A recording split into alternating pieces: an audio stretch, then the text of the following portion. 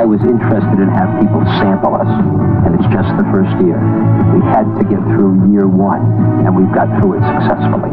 It was a year of high hopes, high hops, and high kicks.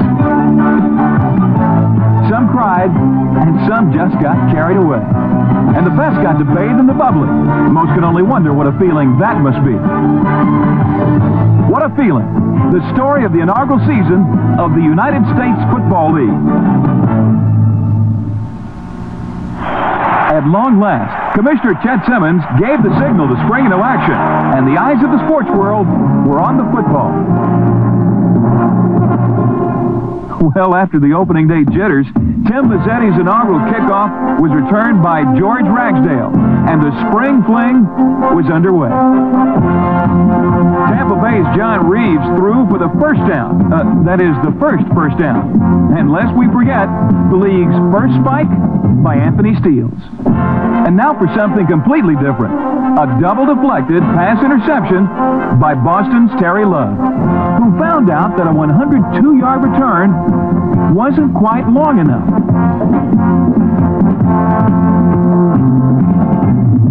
Opening day spirits were sky high, and the LA Express rejoiced at the expense of the USFL's most celebrated player. A 21-year-old Georgian named Herschel Walker was just trying to keep his head on straight under the bright lights of stardom.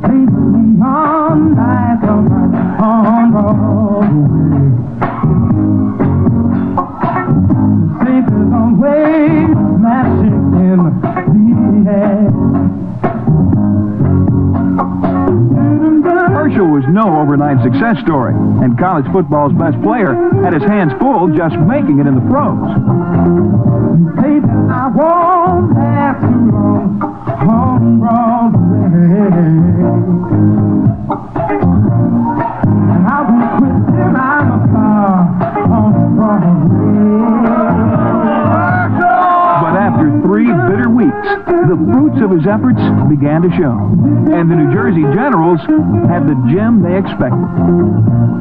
Walker gained more than 100 yards 7 times, and more than 1,800 in all.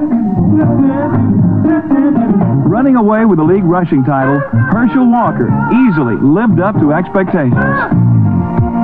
George Allen had similar hopes for his own top draft choice, Tremaine Johnson, and many experts predicted that Allen's Chicago Blitz would run away and hide from the rest of the USFL. Johnson became the league's leading receiver, and at the start, the Blitz seemed right on course. But in Arizona, even a 17-point fourth-quarter lead wasn't safe when a scrambling rookie from LSU named Alan Risher began to work his magic.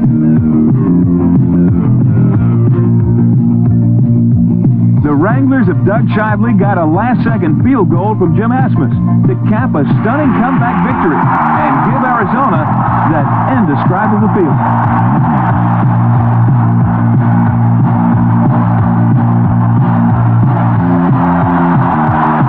The mighty Blitz had fallen in the league's first major upset, and the word was out that anything goes in the USFL. From the Meadowlands in New Jersey to the Coliseums in California, every team had its own good luck charm. Denver Gold Fanatics numbered more than 41,000 per game, and the league's overall season average of 25,000 per contest reflected well on the future of a young but healthy idea. But sometimes a great notion goes awry, and spring football often looked like anything but. April showers gave way to more showers in May. And then keeping cool became the name of the game.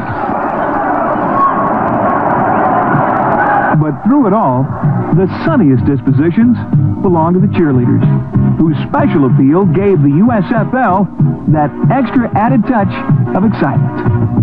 Tonight we're gonna make it happen. Tonight we'll put all of the things aside. Give in this time and show me some affection. We're going for those pleasures in the night. I'm so excited.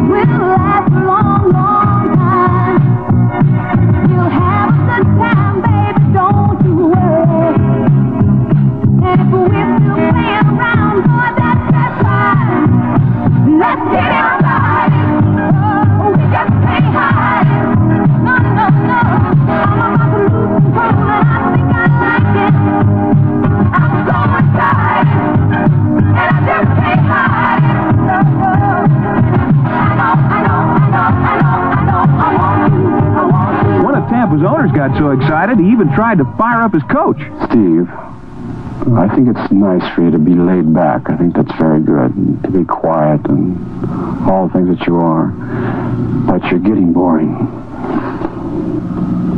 But if you keep winning, it doesn't matter. Steve Spurrier's Bandits had a script full of surprises, and when they opened the season with 3 straight wins, they stole a lot of hearts in Tampa.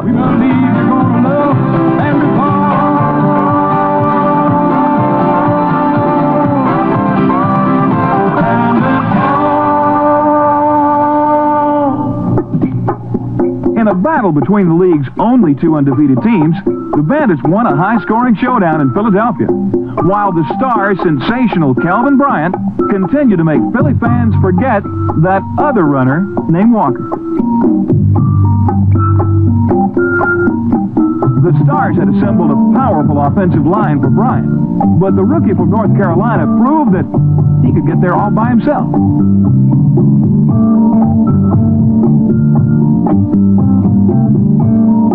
With Bryant, the second leading rusher, and the league's stingiest defense, the Stars were clearly headed for the top.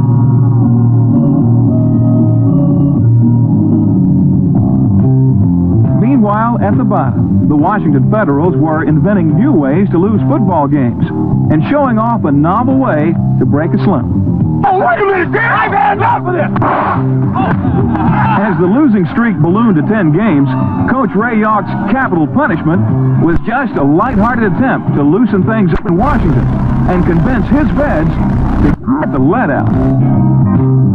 Nothing wrong with what you're doing. There's nothing wrong with your intensity and your play. You're a good football team. Now let's just go out there and see if we can't play 30 minutes of perfect football. You'll win the football game. Finally, the feds became believers, bouncing back to win 3 of their last 4 games. It was a rousing finish and an affirmation for Coach Ray Yawk. Out west, Hugh Campbell's LA Express found itself in a crowded division race from start to finish. Oakland's Fred Basana emerged as one of the league's top quarterbacks, but his explosive invaders followed an up-and-down pattern and had trouble pulling away from their Pacific Division rivals. The Denver Gold stayed in the chase with an early 3-game winning streak, but also couldn't sidestep the 500 fortune. And with Arizona firing away, all 4 teams were tied at the halfway mark. Pacific parity became the catchphrase in the Wild Wild West. Throughout the season, Commissioner Simmons was present at numerous press conferences, primarily announcing the signing of new players, like Fred Dean, who left the Super Bowl champion Redskins to join the Bandits, and blocked for fleet-footed Gary Anderson. The Bandits also signed NFL All-Pro Chris Collinsworth, who will no doubt fit right into Bandit ball. Well, they say that I was a strange guy coming in, and I guess I won't be a strange guy going out. Offensive tackle Ray Penny joined the Michigan Panthers and got the chance to try out a new role. Penny made the jump from the Pittsburgh Steelers, as did Jim Smith, who signed with the Birmingham Stallions and went on to lead them in receptions. There was a huge reception for Alabama native Joe Cribbs, who also signed a sizable contract with Birmingham. Joe, shall we tell the fans how much it is? Well, it seems Cribbs preferred to talk about another enticement to play with the Stallions. I tell you, it's great to be home. Coach Riley Dodge hopes Cribbs lights up his attack the way Stanford's Vincent White sparked the gold-rushing game.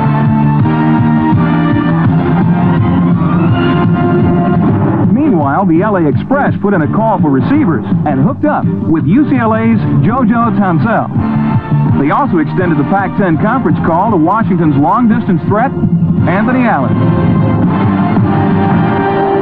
Joining Anthony Allen was Michigan's Anthony Carter to present the first annual Anthony Awards. And just to demonstrate what it takes to win one, Carter scored the league's first punt return touchdown.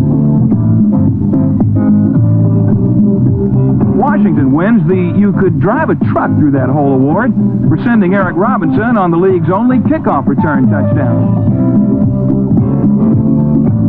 The award for giving the best cold shoulder goes to the Fed's Joey Walters, while New Jersey's Tom McConaughey does the best job of catching a pass while taking a bath.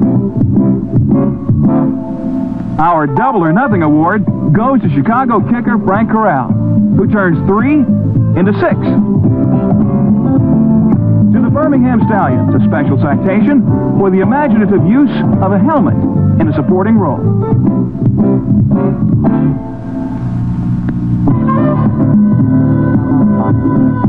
And finally, Tampa Bay's Greg Boone nets the Easy Way to the End Zone award.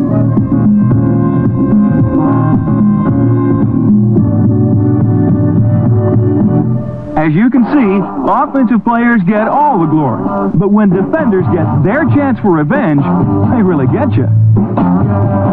You really got me going. You got me so I don't know what I'm doing. Yeah, you really got me now. You got me so I can't sleep at night. Yeah, you really got me now. You got me so I don't know what I'm doing. Oh yeah, you really got me now. You got me so I can't sleep at night. You really got me. You really got me. You really got me.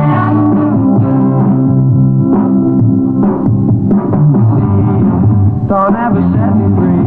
I always wanna be by your side. Girl, you really got me now. You got me so I can't sleep at night.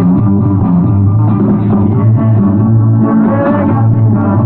You got me so I don't know what I'm doing. Oh yeah, you really got me now.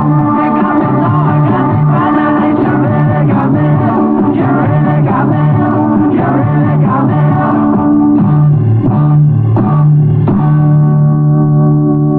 In Week 12, another inevitability of pro football struck Denver's Red Miller. The Gold's head coach was fired.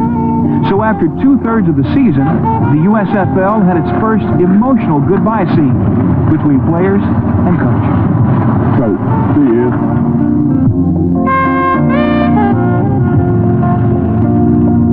There was just no denying Miller's popularity in the Mile High City, and into the breach stepped interim coach Charlie Armey.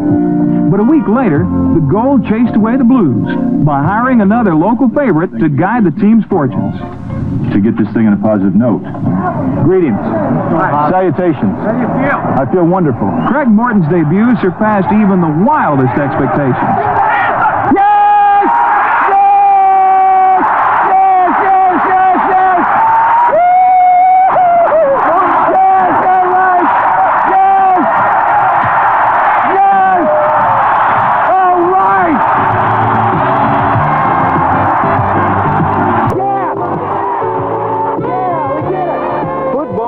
Again in Denver, and Craig Morton was alive at the party.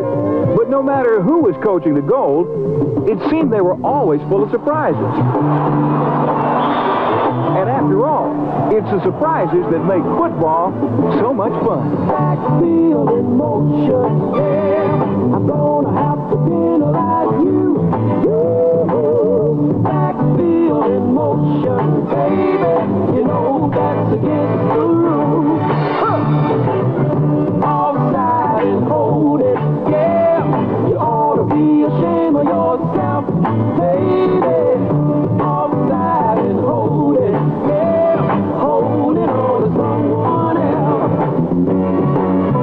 You know you cheated, baby. Taking the foul. You know you're balking, baby. Oh yeah, like clean you out, and I caught you with your backfield in motion, yeah. I'm gonna have to penalize you. Backfield in motion, baby. But perhaps the biggest surprise of the season came to Boston quarterback Johnny Walton.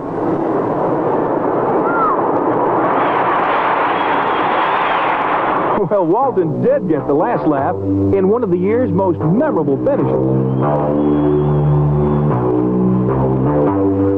Call it the immaculate deflection, or just call it a miracle. But this game-ending pass play gave Boston that once-in-a-lifetime feeling.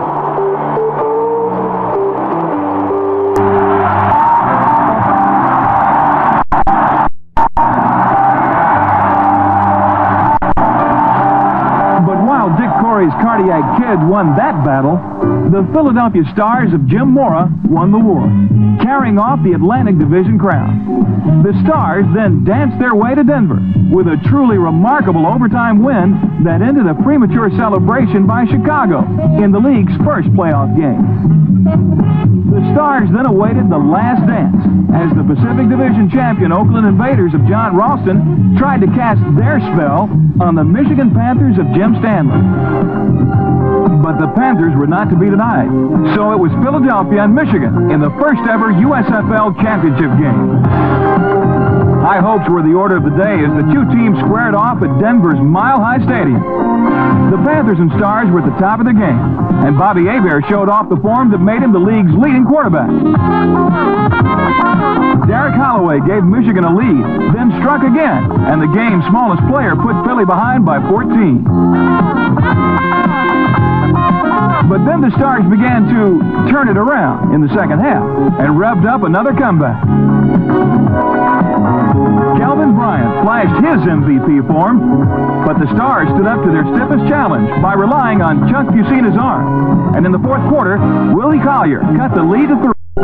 As the game was a sizzler, but Michigan could cool the coals quickly with one more touchdown. Let's go offense! Gotta get it in, baby! Gotta get it in! With everything on the line, the league's top quarterback thinks fast, and one of the league's best defenses calls for a blitz. But Hebert sees him coming and takes the necessary steps to find number 1, Anthony Carter, who does some fancy footwork of his own and scampers untouched into the end zone, giving the Panthers a 24-22 victory and undisputed bragging rights as the summer's baddest team. We bad! We bad!